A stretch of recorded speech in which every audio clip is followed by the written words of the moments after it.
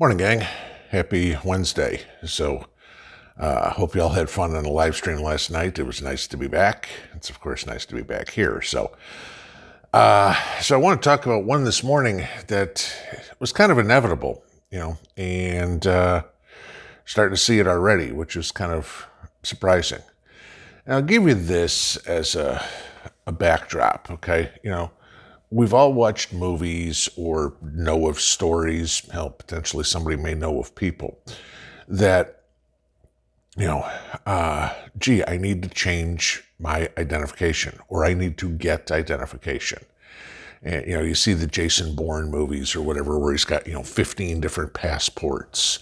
Or you see the mafia movies, where they're selling fake Social Security cards and fake driver's licenses to people out of a back alley or something like that.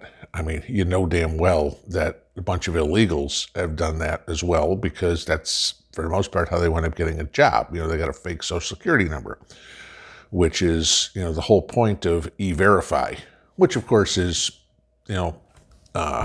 rejected by which party. Okay, God forbid that we have Americans work in America, or at least people that pay taxes. But so what I wanted to bring up here was the black market. And, it came out overnight that there is a clinic in Paris that is offering passports, what kind of passports, okay, passes, for, I think it was 250 pounds or something like that. And there's going to be that sort of stuff that's going to pop up all over the place. Please do not think, hey, this is a cool idea, let me participate in it, all right? Because, some guy in a back alley that is passing out these passports, you have no idea if it works, the QR code or whatever the hell it is, you're out money, okay? And then the first time you go use somewhere, it says, no, this thing doesn't work. So, you're screwed. But again, you're also talking about something that will inevitably be very illegal, okay? You get caught with it and, not going to do you any good. But that brings up the other part of the black market. Now, we talked about last night, and I know a lot of you guys have asked me, have I seen the coin shortages, the cash shortages? I've talked a little bit here on, the banks asking about where, gee, I want to take money out. What are you going to use it for? None of your freaking business, okay? Or going into the store, debit card or credit card only, or we have no change, or whatever it is, okay? This is, again, the idea of the black market and why I'm saying to stockpile cash. Because what's inevitably going on is the government of any country, pick one, okay? It doesn't matter, because they're all under the same cahoots here with the World Economic Forum to go to a one world currency. They want to do whatever they can to get cash off the streets, okay? So if they say, we don't have any change to give you, we're only taking credit and debit cards, that's something that's going to kind of force you into, well, crap, I've got this $200 in my wallet. I can't spend it anywhere. I might as well go put it in my bank account so I can use my debit card. All right. But here's why, okay? With a digital currency, everything you do is trackable, all right? You want to go buy 20 gallons of gas. It's on your debit card. Somebody can pull up, they can subpoena your bank records and go, look, you bought $20 worth of gas. All right, no big deal.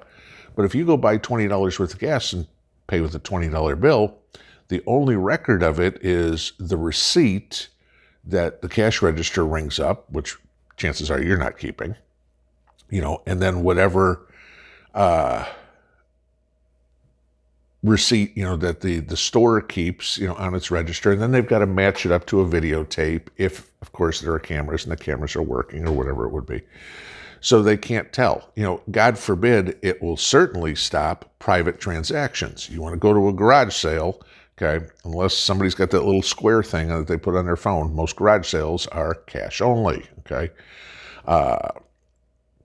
you want to go to a bar, you pay cash. Nobody's going to have any record of how many beers you had. Okay, you run a tab, obviously they will. Okay, but this is kind of what they're trying to get it to, because understand this: the reason why one of the major reasons why they want to get rid of cash is because all those transactions that are happening in cash a lot of times aren't taxable.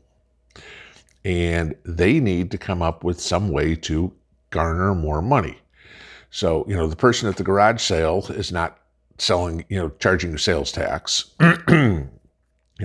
You buy a car from somebody on Craigslist forever, and tell me this doesn't happen.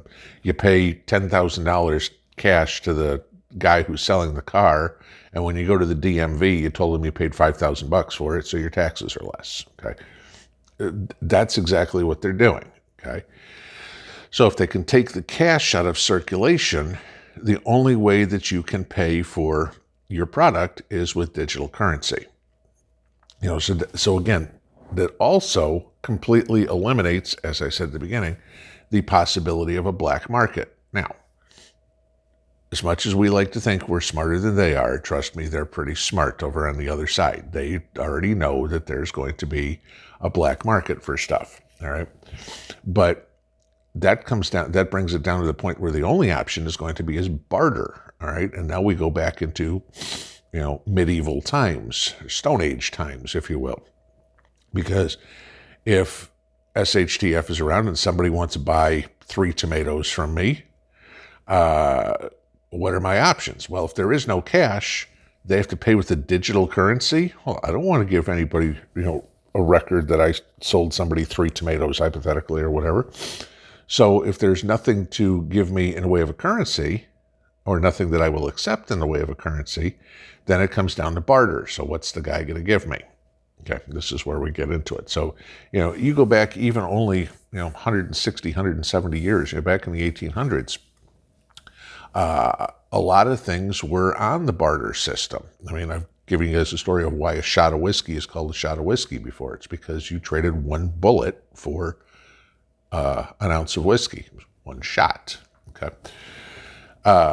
But because you go back then and all the cities and everything had their own currencies. Okay. There wasn't a nationwide currency. You had, look, San Francisco Mint was putting out coins that looked like one thing. Philadelphia was putting out something that looked, coin that looked like something else. And so, and the coins weren't exchangeable for the most part throughout the country. Why? Because, there weren't a whole lot of people from Philadelphia going to San Francisco. All right. So, they didn't worry about it. Everybody pretty much stayed locally. You go back then and people never went within 30 miles of their house. Okay. You've probably been within 30 miles of your house sometime this week. So, that's kind of the point. But, this is, the black market is going to happen. And this is one of the things that this is, again, a control thing, right? They are trying to prevent us from being able to exchange goods and services, because of, like yesterday, I needed somebody to fix my car. All right, if I have no way to pay him, how many tomatoes do I have to pay the guy to fix my car? Here's your 60 pounds of tomatoes. What the hell am I going to do with 60 pounds of tomatoes? So now it doesn't work that way. So, this is the idea. This is why I'm saying put cash back, okay, because you're going to need it for the black market. And be very careful with some of this stuff because, again, y'all know we are being monitored everywhere. I mean, and when it's out in the news that there's a black market for freedom passports or whatever the hell you want to call them over there, obviously the government knows about it and they're going to crack down on it. So, what are they going to do? They change up the passport just a little bit, and now the 250 pounds or whatever people paid for these things, now it's worthless. So you're out 250 pounds, which is what, about $350? So just think about that. Again, this is the reason for the cash crunch. And this is why I keep saying have some cash backup. I know a lot of you have said, but my electric company doesn't accept cash or whatever it would be. You're going to need cash. If you don't, I mean, and again, I'll say this like I say it to every other video. If you agree with me, take the advice. If you don't, leave it, okay? If you don't like anything I give you, then just leave. I don't know why you're here if you don't agree with anything, or none of the information I'm giving you is useful to you. You're just wasting 10 minutes of your day. But, that would be my suggestion, is to have 2 months minimum, 6 months better in the way of cash in your house that'll cover your bills, because there may come a time, guys, where you're going to go, thank God I listened to him, because there's no other way I can buy this. So, food for thought. Have a good Wednesday. Pinball out.